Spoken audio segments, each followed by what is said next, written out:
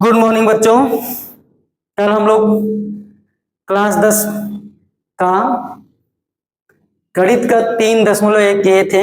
आज हम प्रश्नावली 3.2 देखेंगे और 3.2 का पहला क्वेश्चन क्या है कि निम्न समस्याओं में रैखिक समीकरणों के युग्म बनाइए और उनके ग्राफीय विधि से हल ज्ञात कीजिए। युग्म बनाना है, युग्म का मतलब क्या, जोड़ा बनाना है उनका और फिर उन्हें ग्राफीय विधि से हल करना है। तो पहला ही सवाल इसमें है कि क्या, देखो कक्षा 10 के 10 विद्यार्थियों ने एक गणित की पहली प्रतियोगिता में भाग लिया। किसमें? एक पजल में भाग लिया। पहली प्रतियोगिता जो थी उसमें क्या है कि यदि लड़कियों की संख्या लड़कों से कितना 4 अधिक हो तो प्रतियोगिता में भाग लिए लड़कों और लड़कियों की संख्या ज्ञात कीजिए।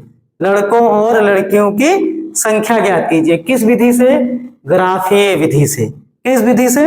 ग्राफीय विधि से। पहले हमें क्या बनाना है? युग्म बनाना है, पेयर बनाना है। कैसे? रैखिक समीकरण का। कैसे? रैखिक समीकरण का पेयर बनाना है। तो हमें उसका पेयर बनाने के लिए देखो क्या है, लड़के और लड़की पता है और लड़के और लड़कियों की टोटल संख्या पता है। कितना है? 10 है। और ये भी कहा गया है कि उसमें 4 लड़की जो है वो लड़कों से ज्यादा है। कंडीशन भी है। अब उसी 10 में लड़की की संख्या कितना है? 4 अधिक है लड़कों से। अब ये बताना है कि कितने लड़के हैं और कितनी लड़की हैं। चलो तो पहले हम देख लेंगे, मान लेंगे, क्या मानेंगे कि माना इनका हल हम देखेंगे कि माना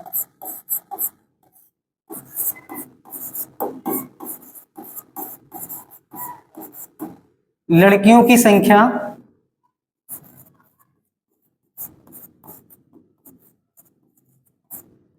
x और लड़कों की संख्या y है। क्या है? लड़कियों की संख्या x और लड़कों की संख्या y है। अब देखो अकॉर्डिंग टू प्रश्न, यानी कि प्रश्नानुसार प्रश्न क्या कह रहा है? अकॉर्डिंग टू क्वेश्चन, यानी कि प्रश्न ये कह रहा है कि इन दोनों की संख्या मिलाकर कितना है? 10 है। क्या है? प्रश्नानुसार अगर हम देखें, प्रश्नानुसार क्या है, ये बताया गया है कि लड़के और लड़कियों की संख्या कितना है? 10 है। यानी कि x + y बराबर कितना? 10। इसको हम मान लेंगे क्वेश्चन नंबर फर्स्ट। दूसरा क्या है? कहा गया है कि यदि लड़कियों की संख्या लड़कों से 4 अधिक है, 4 अधिक है अर्थात लड़की ज्यादा है, तो ज्यादा है इनके, यानी कि दोनों के बीच का जो अंतर है वो कितना है? 4 है।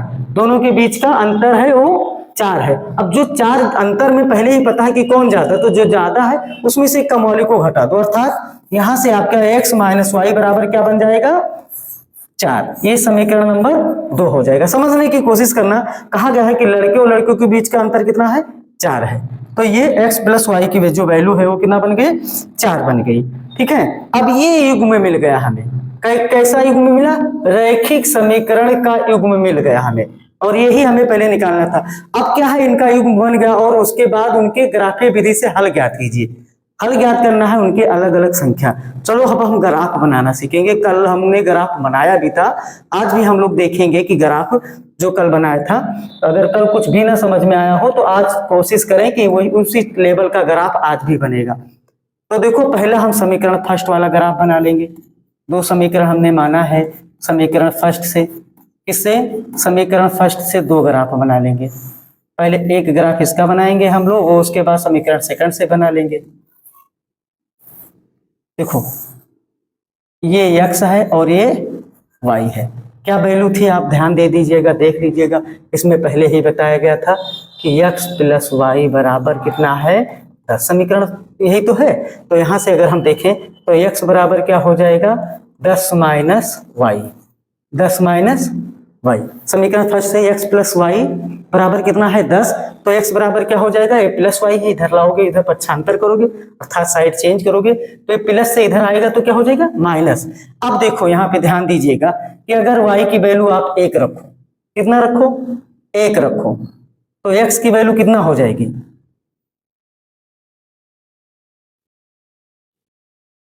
y की वैल्यू अगर 1 रख लिया जाए कि y बराबर कितना ले लिया जाए, y बराबर 1, y बराबर 1 रखने पर तो ध्यान दीजिएगा y की वैल्यू हमने क्या लिया है, 1 ले लिया है, तो x बराबर क्या हो जाएगा 10 माइनस 1, यानी कि 10 माइनस 1 बराबर कितना 9, यानी कि x की वैल्यू कितना आ जाएगी 9। ठीक, अब देखो दूसरा क्या कि y की वैल्यू क्या ले लिया जाए 2, y की वैल्यू 2, तो y की वैल्यू अगर 2 ले रहे हैं तो x की वैल्यू क्या हो जाएगी 10 माइनस 2 यानी कि बराबर 8, यानी ये 2 लिया तो ये 8 हुआ। देखो दोनों के बीच का अंतर 4 था, अब देखो 9 माइनस 1 का अंतर 8 हो रहा है, 8 माइनस 2 का अंतर 6 हो रहा है, यानी कि प्रश्न के अनुसार भी बैठ नहीं रहा, और वैल्यू हम आगे लेते जाएंगे जब तक प्रश्न के अनुसार हमें नहीं मिलेगा।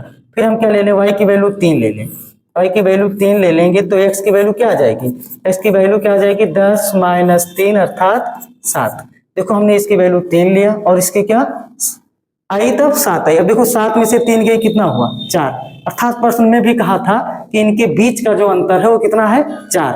अब ये मिल गया समीकरण 1 से, अब इसको हम छोड़ देंगे। अब दूसरा वाला हम देखेंगे, दूसरा क्या है, इसमें आपको पता है पहले कि x माइनस वाई बराबर ये कितना है 4, ये समीकरण सेकंड से है, इसे समीकरण सेकंड से x माइनस वाई बराबर 4, तो x बराबर क्या हो जाएगा 4 प्लस वाई। अब इससे भी हम लोग चार्ट बना लेंगे।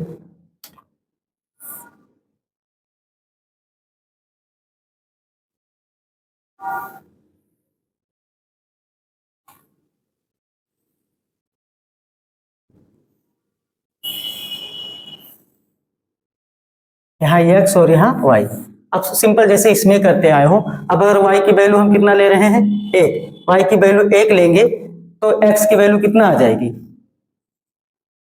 x की वैल्यू कितना आ जाएगी 5, कितना आ जाएगी 5। अब देखो इसके अनुसार इसमें अब हमें क्या मिलना चाहिए, कॉमन मिलना चाहिए, उभयनिष्ठ होना चाहिए जो इसमें आया है। अब 5 और 1 इसमें तो है नहीं, फिर y की वैल्यू देखो हमने क्या लिया है, अभी y की वैल्यू 1 लिया है, y की वैल्यू 1 तो x की वैल्यू क्या हो गई 5। अब y की वैल्यू 2 ले लिया जाए तो x की वैल्यू क्या हो जाएगी 4 प्लस 2, 4 प्लस 2 यानी कि 6।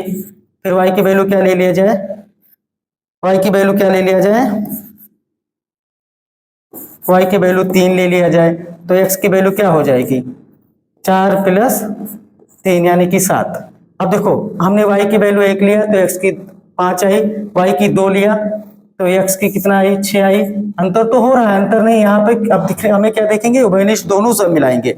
अब y की वैल्यू अगर 3 लिया तो x की कितना आ गई 7। अब देखो 7 और 3 यहाँ भी मिला था, 7 और 3 यहाँ भी मिल गया, अर्थात जो दोनों समीकरण 1 और 2 में जो कॉमन है वो क्या है 7,3।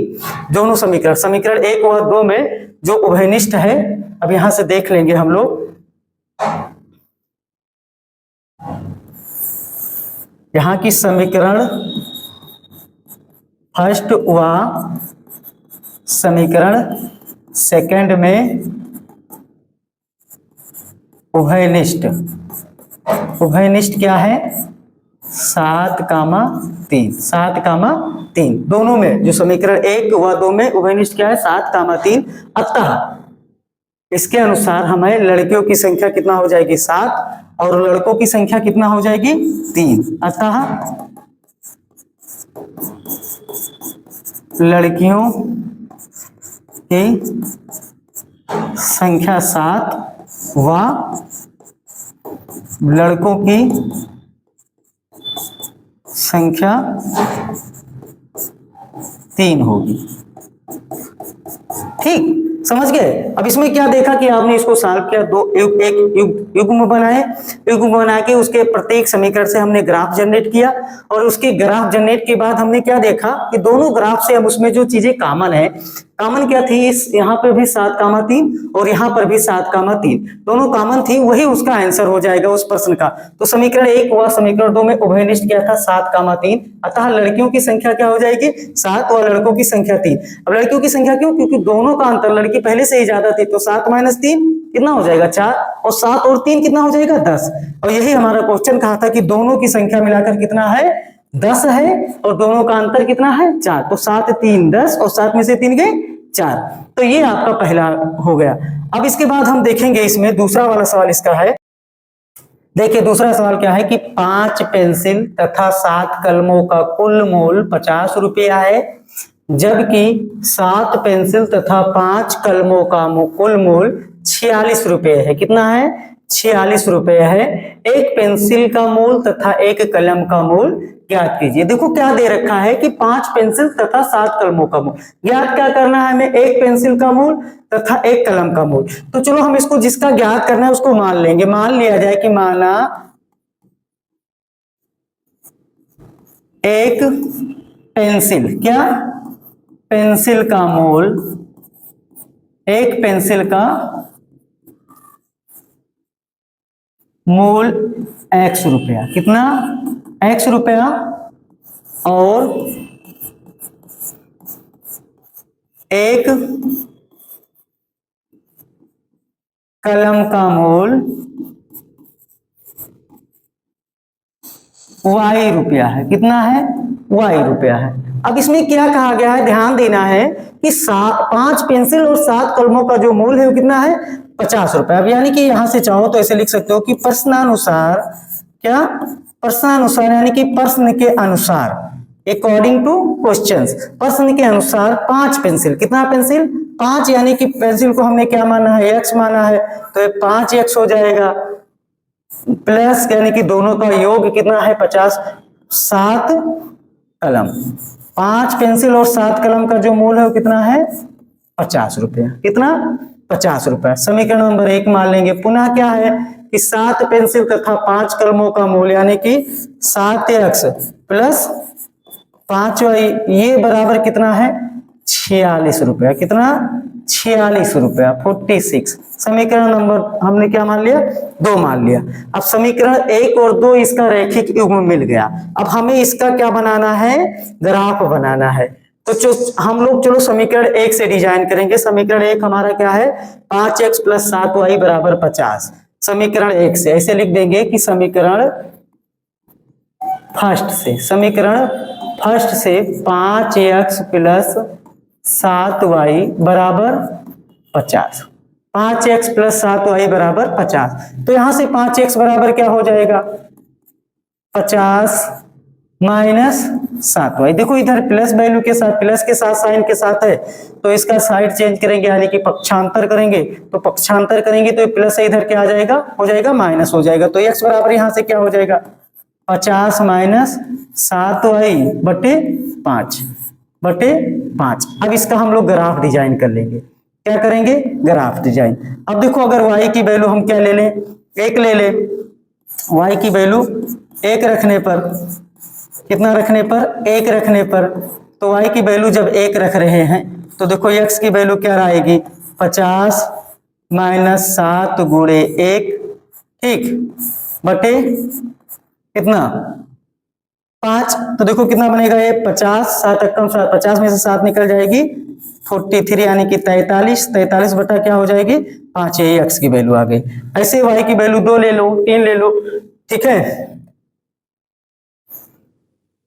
y की वैल्यू कितना ले लिया जाए 2 ले लिया जाए, तो 2 लेंगे तो हम लोग को देखो x की वैल्यू क्या मिलेगी 50 माइनस 7 गुणा 2, 7 गुणा 2 बटे 5, 50 यानी कि 7 दूनी 14, 50 में से 14 निकल जाएगी तो कितना मिलेगा 50 में से 14 निकल जाएगी तो आएगा आपका 36 सॉरी कितना 36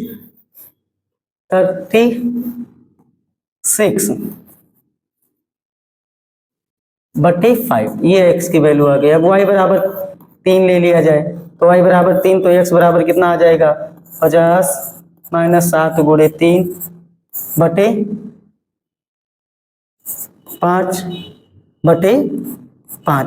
देखो 21, 50 में से 21 निकालोगे तो कितना आएगा, 50 में से 21 निकाल दिया जाए तो आपके पास आएगा 29। कितना, 29/5। अभी देखो हमें कोई ऐसी वैल्यू नहीं मिली जो पूर्ण वैल्यू हो, अभी सब हमें फ्रैक्शन वाली मिल रही है।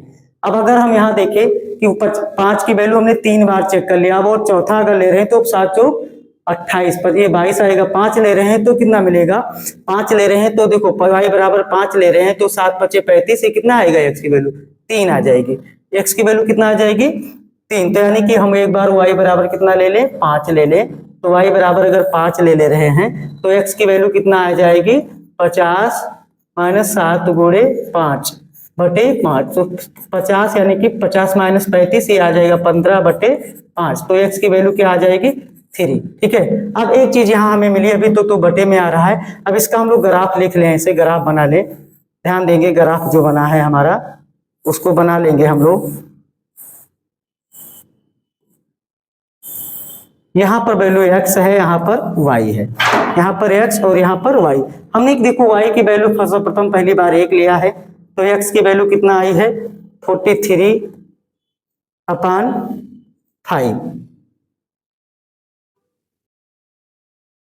अब फिर y की वैल्यू 2 लिया है तो x की वैल्यू कितना आई है, 36/5। y की वैल्यू हमने क्या लिया, 3 लिया तो x की वैल्यू आई 29/5। फिर हमने y की वैल्यू 5 लिया है तो ये कितना आया है, x की वैल्यू 3 आया है। अर्थात यहाँ पर देखा जाए तो एक ही ऐसी वैल्यू मिली है जो हमें पूर्ण मिले, बाकी तो सभी फ्रैक्शन में है, भिन्न में है। अब ये समीकरण 1 हुआ। अब हम समीकरण 2 भी सॉल्व कर लेंगे। समीकरण 2 कैसे, क्या है कि 7x + 5y = 46। 7x + 5y = 46। तो इससे देख लेंगे हम लोग समीकरण 2 से 7x + 5y = 46 तो 7x बराबर क्या हो जाएगा, 46 - 5y। 46 - 5y तो x बराबर क्या हो जाएगा, 46 -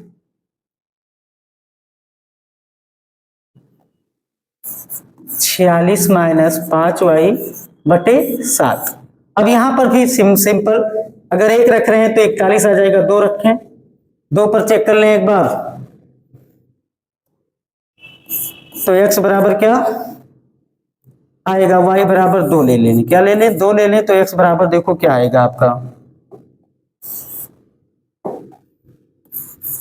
y बराबर 2 रखने पर, क्या 2 रखने पर तो x की वैल्यू देखो क्या आएगी, x की वैल्यू आ जाएगी आपको 46 - 5 × 2/7। तो 5 में से 5 दूना 10, 46 में से 10 निकल जाएगा, कितना आ जाएगा, 36/7। ये x की वैल्यू आ गई। दूसरा y बराबर 3 ले लिया जाए, y बराबर क्या ले लिया जाए, 3 ले लिया जाए। देखो y की वैल्यू 3 ले लिया जाए तो y की वैल्यू जब हम 3 लेंगे तो कितना बनेगा, x की वैल्यू 46 - 5 × 3/7। तो देखो 46 और फिर पाते हैं 15, 46 में से 15 निकल जाएगी तो कितना बचेगा, 46, 15 निकाल दो तो ये आ जाएगा 31। कितना आ जाएगा, 31/7। अब क्या ले लिया जाए, देखो यहाँ पर हमें एक चार्ट में क्या मिला था, y की वैल्यू 5 और x की वैल्यू 3।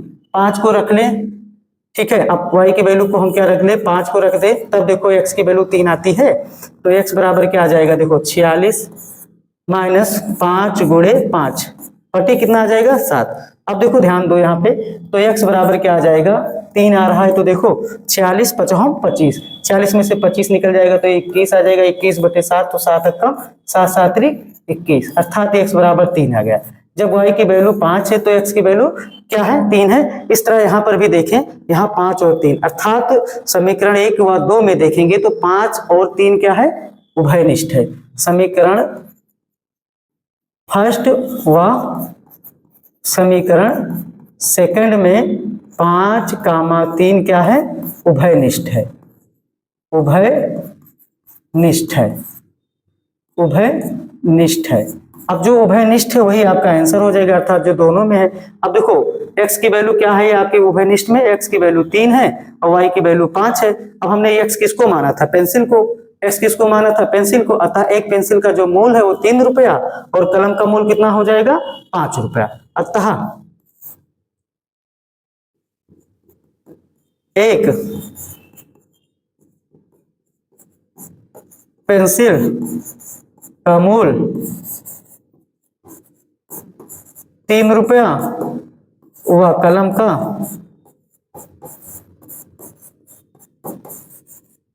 मूल 5 रुपया है। कितना है? 5 रुपया। इसी तरह हमें ग्राफ विधि से इसको सॉल्व करना था। तो ये आज के लिए इतना ही। फिर मिलेंगे एक नई क्लास में नई वीडियो के साथ।